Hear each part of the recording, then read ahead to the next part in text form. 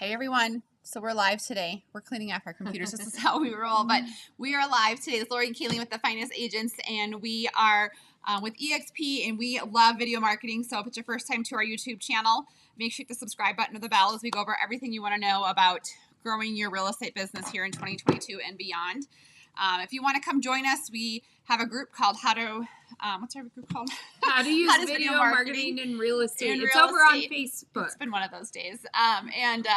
So come join us on Facebook, or we have a team of agents here at EXP that we help dominate with video marketing and change their business. We change our families' absolutely future for sure. So we believe in video marketing. So give us a call, 719-367-6880. But if you're here today, you're probably joining us for our 7-day sprint. So we have a 30-day hard challenge that all of our agents who come join us go through, or you can obviously pay for it, right? But we also do these 7-day sprints for our Facebook group, How to Use Video Marketing in Real Estate.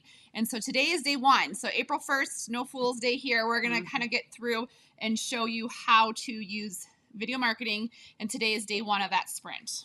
So Lori and I know it's kind of going to be a lot. It's a little bit of fast forward, but if you do these things in your real estate business, you will see results.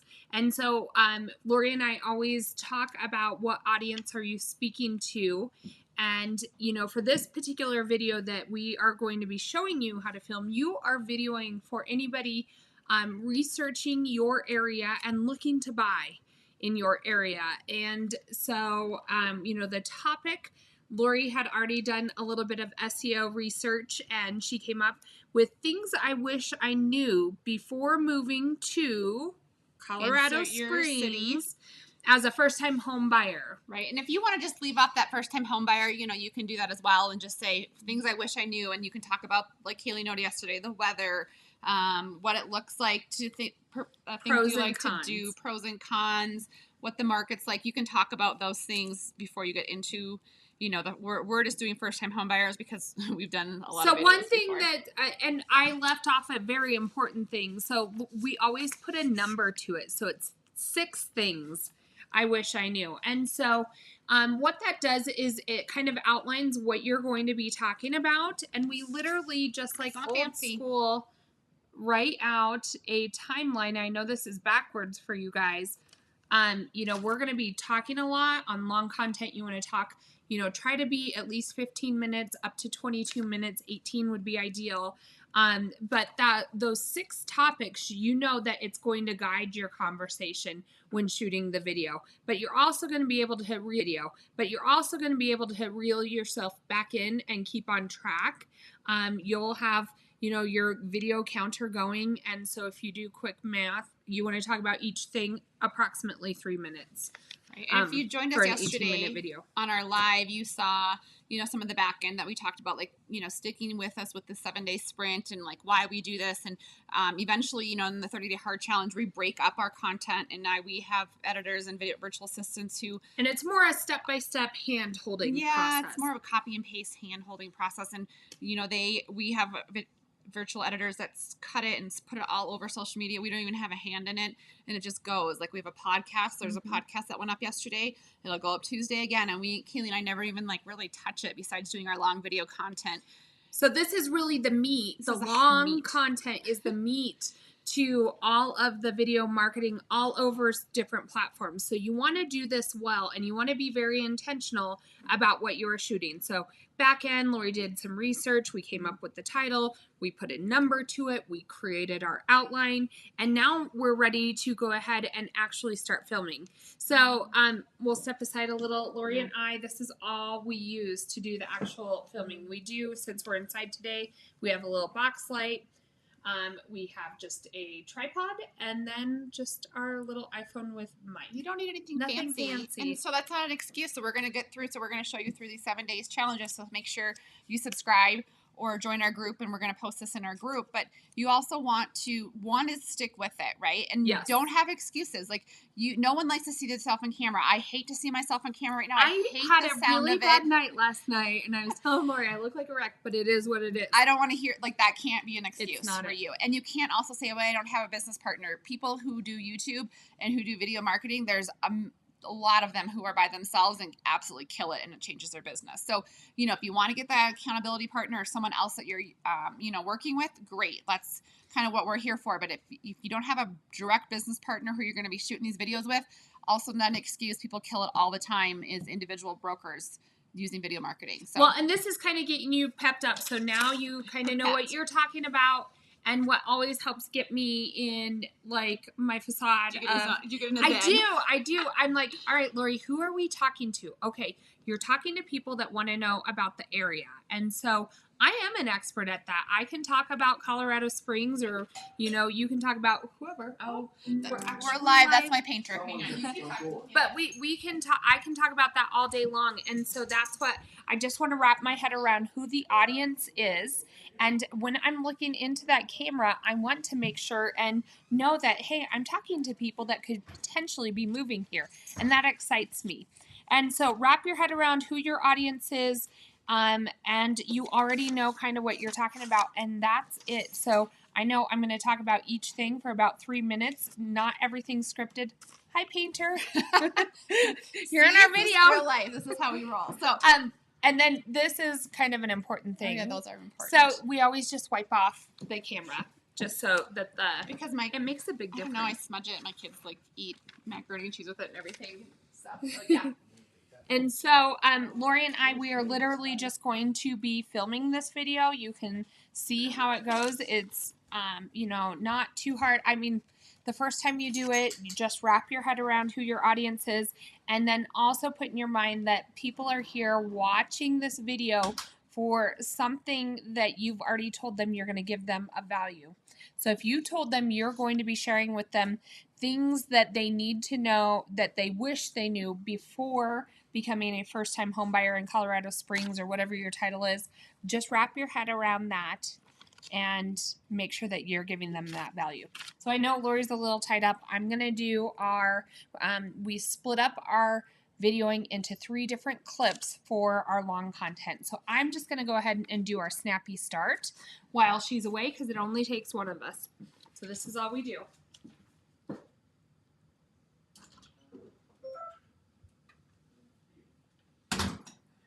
Are we ready? I'm doing a snappy start. Okay. So go ahead, we turn the video so we can see ourselves. It's pointing towards us. Pluck my hair a little. And my title is 6 Things I Wish I Knew Before Moving to Colorado as a First-Time Home Buyer.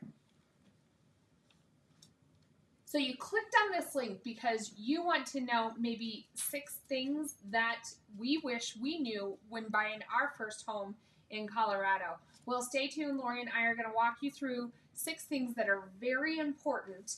And you're going to want to stay tuned to the very end, because I think it is probably one of the most important things that will affect your real estate purchase here in Colorado. Stay tuned. So that's clip 1. That's our snappy start. Now, Lori will do, what do we call it? Well, we have a branding video that we throw in. It's the same branding video every time, and we're going to get to that as part of the 7-day challenge as well. That's going to be next week, so you just hang on for that. But then I kind of do the call for action, and so that's one of the things that if you don't do, you're going to miss it. And so call for action is so important. People, you know, you could be on there, you can be talking about real estate, talking about your city, but unless you tell them, hey, I'm a real estate agent here in Colorado Springs, reach out to us. Give us a call. They won't. You think they would. I don't know, but they don't. And so a lot of people miss that call to action. And so we make it pretty forward. We do the same thing every time, basically. And so I'm going to just kind of do that call for action. This is kind of how we flow it. That's a word. Flow it. Hey, everyone. Lori and Kayleen, your Colorado's Finest here in Colorado Springs. And if it's your first time to our channel, make sure you hit the subscribe button or the bell, as we push out new content every Tuesday and Thursday. So if you're thinking of moving to Colorado Springs, reach out. We always say we love making these videos. We love making Colorado Springs your home even more. People reach out every day. Give us a call or text. We absolutely love it. Anytime. 719-639-3393. So then she stops that video, and that's clip number 2 that we're going to upload it into our Google Drive for our editor. So now we are on to the big part, the meat of the long content video. This is where your outline comes into play. Right. And literally we know, we're going to sum up real quick. So today, guys, we're going to be talking with you about things that you wish you knew, but that we wish we knew before moving and purchasing a home here in Colorado. Well, you get the inside scoop here.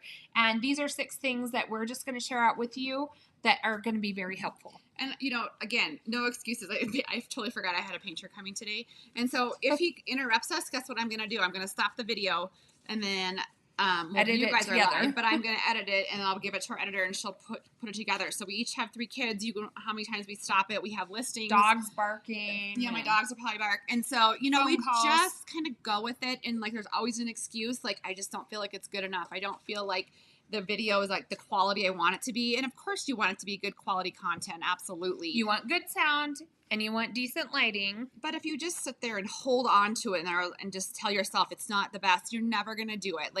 I'm always let's just post it. Remember, that's always our thing in our 30-day hard challenge is just post it. So as you can see, we might be interrupted, but that's all part of our little, that's just how it is in my life. It's just how it is. It's just how it is. And so, so we're going to kind of start talking our way through it, and we might stop it because we might be interrupted, but that's what our life is. So, I think I don't like that one. When we're both. Yeah. And then I was going to, just a little bit. So, all right. Okay. All right. All right, you guys. So today we're going to bring you 6 things that we wish we would have known before we moved to Colorado. And so a lot of you, most of you, all of you. And especially as a first-time home buyer. Oh, yeah, as a first-time home buyer. But a lot of you and most of you are moving from out of state into Colorado. And so we're going to talk about what that looks like as a first-time home buyer. Some of you may have been out to Colorado before. Some of you have never been here before. So we help clients do it all the time. And so we're going to talk about what that looks like and advice from our first-time home buyers that we have coming in. So yeah. Sometimes I think Lori and I forget about it a little because we do this every single day. And so sometimes it's a little refreshing to work with somebody that asks a lot of questions because it helps us remember, things that maybe you just don't know. And so those are kind of things that we are going to be highlighting, questions that we get a lot, the process, and helpful tips and tricks. And like I said, number 5, it actually is probably one of the most important things when purchasing real estate, in my opinion. Great. So there's a little bit of construction going on in my home today. That's one thing that we help you guys with as first-time home buyers is, we really help you once you get here. You're always our client. You turn into our friends, but we also have recommendations and referrals for you. So a lot of times there might be some TLC your home may need as a first-time home buyer. And so we got some guys who can help you out. We got some people in our back pocket who can help you guys out. So we are going to count from 1 to 6. We have to try to remember our numbers. We do this, we're always what number are we at? But we're going to try our best. So you want to start from number 1? I need the notes. So our first thing that we want to share with you is you want to start talking with a lender as early as possible. Lori and I have a Colorado's finest home buying guide, and you can text us at 719-367-6880 for our complete guide. But it has on here a suggested timeline and kind of how things flow. So your pre-approval with a lender will last for several months. Sometimes, especially if you're moving from state to state, it's going to take a little bit more maneuvering. And so I would say, 4 or 5 months out, you want to start conversation with that lender, if not even 6 months out. Right. They can help guide you and say, well, are you going to be doing the same type of work? Are you going to be changing up completely what you're doing? Are you self-employed? Are you a W-2 employee? All of those things matter when it comes to pre-qualification, but really the meat of it, you want to get pre-qualified 90 days out from when you intend to purchase. I know, and so we don't want you guys to be house poor. When you're a first-time home buyer, money time a lot of times is tight, and you have a certain budget, and you want to stick you're going to within have projects you want to do, and you're going to be in Colorado. You're going to, a lot of stuff's free outside, but you're going to want to take advantage of, your weekend warriors, as Kayleen calls it. But so we want to make sure that you're not feeling house poor and that you feel like your payment is where you need it, especially in this crazy market. So I think that initially talking to that lender is talking through the logistics of what that might look like if you're moving jobs and all that fun stuff you have going on with your family and yourself. By the way, we're but just at also 3 you want minutes to keep in filming, mind, so you know, we hit our what that first looks like cutoff. for payments, We can so move to know number going 2. forward what you should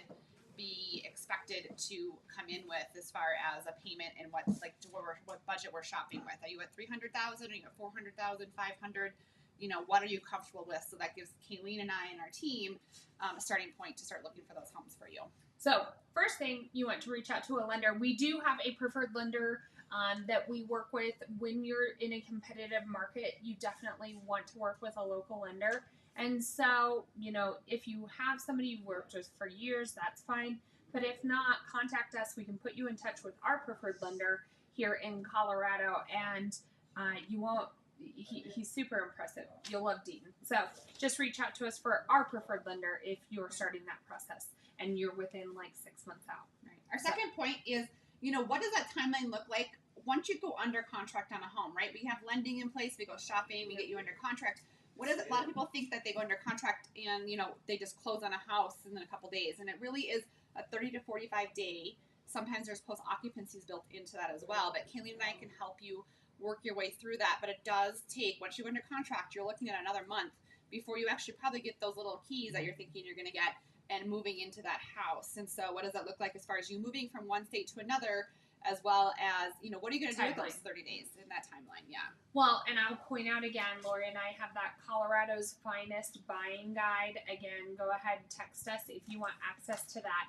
But it asks you a lot of questions, and the reason being is that it helps us make the transition as seamless as possible. So if you're in a rental right now, maybe you have to give 30 days notice. Maybe your lease ends, a couple months from now. And so we want to try to line that up as early as possible. A few years ago, we did a post on social media, and it kind of backed your way out from your closing date to where you started and when you actually need to start the process. And so what that looks like, so we'll just say 30 days to keep it simple to close. It's probably going to take you a good couple weeks at least to get something under contract. And so that now turns it into a 6-week process. Before that, you're going to want to start getting a pulse on the market, get set up on a home search. That probably at least a week of watching that and starting to just get a feel for how quick real estate is moving wherever you're at. Probably actually a couple weeks there. That puts you 8 weeks out. And then give yourself a little bit of a buffer. I would say at least a week. And, if you're trying to have like your rental for a week and move in to your new home, have both places for a whole nother week, add that in there. I would say, ideally 3 months out, start that conversation with the real estate agent that you want to work with. And maybe you're even starting, even a little bit earlier than that if you're working with their preferred lender. So 3+ months out would be great planning. If you're a first-time home buyer, I know Lori talked a little bit about budget. Our lender helps work with you on, your specific budget, what you're bringing in, what you want to spend, what normally do people, and there's so many different blogs and, podcasts out there helping sort out, to be honest, it's all people's opinions. So just go through it for yourself and decide what's best for your family or for you. So the next part is, what can you expect to pay initially up front, right? You're going to have to do earnest money. And so earnest money is usually about 1% of the purchase price. So I just want you to be expecting that as a first-time home buyer. You do have to have that funds, even if you're a VA buyer, because VAs you can finance up to 100%.